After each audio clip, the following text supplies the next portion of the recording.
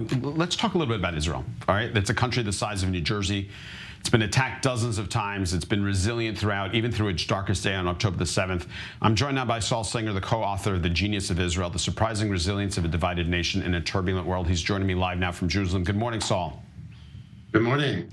You know, one of the things that makes Israel so amazing, and I'm a recent transplant from the U.S., is that ability to be resilient, but also what it provides for the whole world. I mean, one of the things that I wanted you to talk about that as you see that occurs on now this International Court of Justice hearing, and so much has been done online and social media justice warriors saying, "Oh, Israel's a horrible, horrible country." They seem to forget what Israel actually brings to the table. Yes, well, I think that particularly this time we need to understand the strength of Israeli society and where it comes from. This is a society that has solidarity, a sense of purpose, a sense of belonging, a sense of togetherness that I don't think exists in any other society. And you wouldn't be able to see the amazing coming together that's going on now, the complete mobilization of society, volunteering, going to the front, fighting, without this base that already existed in this country and that we're going to have to build on in the future. But Saul, one of the things that was interesting, if you look back a year ago we were reporting on a country that had been fighting with each other internally, and then things changed on October the 7th. Is that just a Band-Aid put over a problem that's occurring within Israel itself? Well, actually, most of this book was written before the protests and before October 7th. And so this is something much more fundamental, and it's based on facts. You have something in the United States and other countries called deaths of despair, which is deaths from suicide and drug overdoses and things like that. And Israel has about a quarter of the United States, about a much lower than all the average of the rich countries. If you look at teen suicide, we have 1/3 of the OECD average, 1/4 of the US, Australia, and Canada. So these are facts that we observed. We also have a very high life expectancy, 9th in the world. Again, a year above the UK, Germany, Denmark. 4 years above the United States. And this is a sign not just of general health, but of mental health is a big factor here. And third, we're young and growing. You know, in Japan, there are more people over 70 than under 20. In Japan, there are more adult diapers sold than baby diapers. And if you look at Israel in 2050, we're going to be 14 years younger than the average of rich countries, about 50% younger than other rich countries. So this is an incredible difference.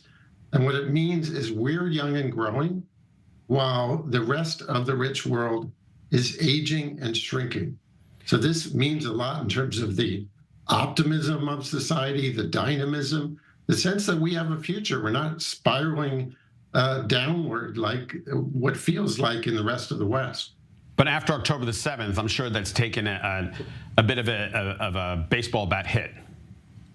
So here's the real challenge, and this is what we have to understand as Israelis, is if we lose the togetherness we have today, we have a big problem. That our central mission as a country is to maintain this sense of unity. Now, we're not going to be able to maintain it at the level we are now. That's pretty much impossible. But I think that if we look at the Israel after let's say the current administration that we have now, you know, with a new government that's more united, that's more centrist, and we're back to rebuilding the country, I think we have a very good chance of actually being more together than we were on October 6th. Saul, what is the one, in writing your book, what was the one fact that you saw that in doing your research for this book where you sat back and went, oh my God, I had no idea? Well, the biggest was this thing of the deaths of despair, this huge disparity. But the way we got to that was this strange, very strange thing. Israelis know that we're very high on the world ranking of happiness. You might think that we would be about number 50 in that, or 25. Well, we're fourth in the world. And, comparing countries on happiness is a little tricky. And that's why we went to look at these other facts. And we found out that there's a lot of real data behind it. Saul, do you think that there's an issue with Israel being able to send this outwards to, there seems to be some, and we only have about another minute or so, but what is the PR challenge for getting this out? Well, the key challenge is really building on the strengths of our society. We have this society where there is much more of a sense of belonging. In the book, we talk a lot about a concept called kibush, a word in Hebrew that doesn't really exist in English. And it's basically this way in our culture that we're doing all the time to bring people together. We're not just individuals here. That's the critical thing. In other countries, it's all about you. Here, we're also individuals, but we care about the group. We care about the society. We care about our families. We come together as families every week, which is incredible. We have 3 kids instead of an average of 1.5 in the rest of the rich world. This family orientation, this way our culture is good at bringing us together, these are the strengths we have to build on going forward. Great. Saul Singer, the co-author with Dan Senor of the Genius of Israel, The Surprising Resilience of a Divided Nation in a Turbulent World. He's joining me from Jerusalem. Thank you again for the time. Thanks again, and good luck.